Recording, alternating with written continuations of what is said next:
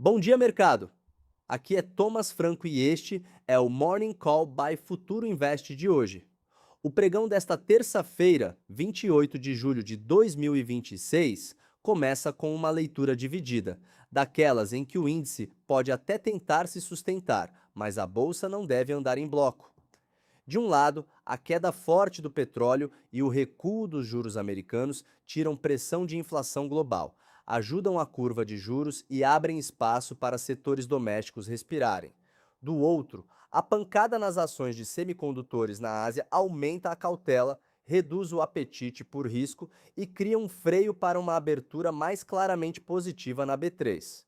O Ibovespa vem de uma sessão firme, com alta de 0,74%, fechando na faixa dos 175 mil pontos.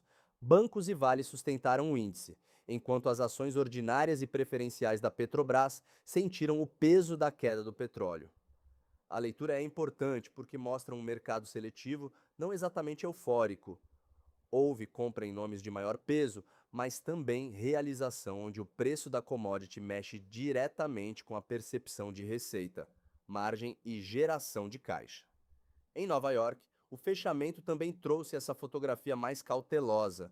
O SP 500 avançou praticamente de lado, com alta de 0,02%. O Nasdaq caiu 0,18%, pressionado por tecnologia. E o Dow Jones subiu 0,51%, mostrando rotação para papéis mais tradicionais. Quando isso acontece, o recado para o investidor brasileiro é simples: não basta olhar apenas se Wall Street fechou no positivo. É preciso olhar onde o dinheiro entrou e onde o dinheiro saiu. Depois do fechamento local, o Brasil pediu consultas na Organização Mundial do Comércio sobre tarifas anunciadas pelos Estados Unidos. Não é um evento que mexe no fluxo financeiro de forma imediata, mas mantém política comercial no radar. Para exportadoras, câmbio e percepção de risco entre Brasil e Estados Unidos, esse tipo de ruído pode ganhar importância se virar uma disputa mais longa. Por enquanto, é mais um fator de atenção do que um gatilho direto de preço. Na geopolítica, o alívio veio da interrupção temporária dos ataques entre Estados Unidos e Irã, com retomada das negociações. Esse movimento derrubou o prêmio de risco embutido no petróleo, e isso ajuda a explicar a queda expressiva do Brent. Mas aqui vale cuidado, porque geopolítica não desaparece do preço, ela apenas fica em compasso de espera. Qualquer sinal de fracasso nas conversas pode devolver prêmio rapidamente ao barril, mexendo com inflação, juros, moedas e empresas ligadas à energia. Na Ásia, o tom é bem mais pesado. O COSP chegou a cair mais de 7%, com perdas fortes em fabricantes de chips, e o Nikkei também recuava mais de 3,5%. Essa correção concentrada em semicondutores pesa porque esse setor virou uma espécie de termômetro global de crescimento, inteligência artificial, capex em tecnologia e valuation de empresas de alta duração. Quando o mercado derruba chips dessa forma, o investidor reduz exposição a risco antes de perguntar se o problema é pontual ou sistêmico, tá? Por isso, minha leitura para abertura é de rotação setorial. A queda do Treasury de 10 anos para perto de 4,63% favorece ativos sensíveis à curva, como bancos, varejo, construção, utilities e empresas de menor capitalização. Mas a queda do petróleo pressiona a Petrobras, e o ambiente asiático mais fraco pode limitar Vale, siderúrgicas e qualquer nome com leitura mais ligada a crescimento global. O índice pode até buscar estabilidade, mas por baixo dele a disputa entre setores deve ser intensa. No câmbio, o dólar fechou em alta de 0,62%, perto de R$ 5,11. Esse comportamento, mesmo com o petróleo mais baixo, mostra que a moeda americana ainda encontra suporte em cautela doméstica e na espera pelo Federal Reserve. O DXY praticamente andava de lado, perto de 101,5 pontos, então o movimento do real não parece apenas reflexo externo. Quando o dólar sobe junto com uma bolsa positiva, a mensagem é que existe fluxo comprador em ações, mas também existe proteção sendo montada. Nas commodities, o Brent para outubro fechou perto de US$ 86 por barril, em queda de 6,3%, e depois seguia recuando na nova sessão. Para as ações ordinárias e preferenciais da Petrobras, o viés inicial é negativo, porque o preço do petróleo costuma dominar o leilão quando o movimento é dessa magnitude. Ainda assim, o relatório de produção e vendas do segundo trimestre, previsto para depois do fechamento, pode reduzir exageros, já que o investidor tende a esperar dados operacionais antes de ampliar apostas mais agressivas. Para Vale e siderúrgicas, o quadro é neutro a levemente negativo. O minério de ferro em Dalian fechou com baixa moderada, perto de 740 yuans por tonelada. Mas o problema maior não é a variação isolada da commodity, é a aversão a risco asiática. Se a queda permanecer concentrada em semicondutores, o impacto sobre minério pode ser limitado. Mas, se o movimento contaminar China, bancos asiáticos e papéis cíclicos, o investidor pode reduzir exposição à mineração e siderurgia também por fluxo, não apenas por fundamento. A agenda doméstica tem um protagonista claro, o IPCA 15 de julho, divulgado às 9 horas. Em junho, o índice subiu 0,41%, mas hoje o mercado vai olhar menos para o número cheio e mais para a composição.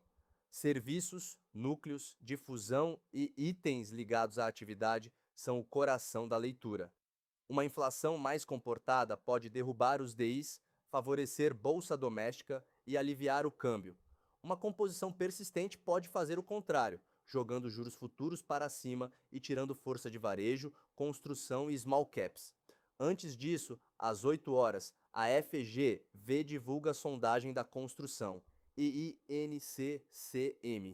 Esses dados ajudam a medir confiança e pressão de custos no setor, não costumam mandar sozinhos no pregão, mas conversam diretamente com construtoras e incorporadoras. Às 8h30, o Banco Central divulga o setor externo de junho, depois de um déficit em transações correntes de 3 bilhões e 200 milhões de dólares em maio e ingresso de investimento direto de 8 bilhões de dólares. Uma conta externa financiada com investimento direto ajuda a percepção do real. Uma piora pode reforçar defesa no dólar. Nos Estados Unidos, a agenda começa às 9h15, com a estimativa semanal de emprego privado da ADP. Depois, às 9h30, vem comércio internacional de bens e estoques, às 10 horas, preços de imóveis e às 11 horas, confiança do consumidor e atividade industrial de Richmond. Esses números chegam no primeiro dia da reunião do FOMEC, que decide juros amanhã, às 15 horas de Brasília. Então, qualquer sinal de economia forte demais pode reacender pressão nos treasuries. E qualquer dado mais moderado ajuda a sustentar a narrativa de soft landing com juros menos pressionados. No corporativo, telecomunicações entram no centro da tela. A TIM reportou lucro líquido normalizado acima de R$ 1 bilhão, alta de 6,2%, com EBITDA normalizado de 3 bilhões e meio de reais e margem de 51,5%. A leitura operacional é boa, com crescimento de receita, margem forte e execução consistente. A conferência das 11 horas será importante para entender investimentos, disciplina de custos, crescimento da receita de serviços e remuneração aos acionistas. A Telefônica Brasil também trouxe crescimento, com lucro de 1 bilhão e meio de reais, alta anual de 17%, EBITDA perto de 6 bilhões e 600 milhões de reais e receita líquida de quase 16 bilhões de reais. Mas o lucro veio abaixo do consenso, enquanto o EBITDA ficou próximo do esperado. Por isso, a reação pode ser mista. O mercado deve separar crescimento operacional de frustração pontual no lucro, olhando principalmente geração de caixa, capex, competição e sinalização de dividendos. Para o leilão, o cenário base segue sendo de abertura mista. Se o IPCA 15 vier benigno, os treasuries mantiverem queda e os futuros americanos ficarem estáveis ou positivos. Os setores domésticos podem liderar. Bancos podem se beneficiar de uma curva menos pressionada. Varejo e construção podem ganhar tração, utilities podem recuperar prêmio defensivo com juros menores e small caps podem ter um dia melhor. Mas se a inflação vier espalhada, o dólar acelerar ou a queda asiática se ampliar, o mercado tende a voltar para a proteção. Tecnicamente, o Ibovespa chega com ponto de equilíbrio perto dos 175 mil pontos. O pivô clássico fica ao redor de 174.900 pontos. O primeiro suporte aparece perto de 174.400 pontos. E a primeira resistência está próxima de 175.900 pontos. Ficar acima do pivô preserva a chance de teste da resistência. Perder o suporte indicaria enfraquecimento do fluxo comprador e aumento do risco de realização.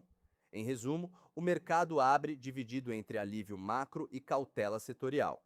Petróleo mais baixo e juros americanos menores ajudam inflação, curva e setores domésticos. Mas a correção asiática em semicondutores, o dólar ainda firme e a espera pelo Federal Reserve impedem uma leitura simples de apetite por risco. O número que pode mudar a temperatura da manhã é o IPCA 15. Se ele aliviar, a rotação pode favorecer Brasil doméstico. Se ele pressionar, o mercado volta a discutir juros, câmbio e defesa. Este foi o Morning Call da Futuro Invest, o seu guia diário no mercado financeiro. Até amanhã, pessoal!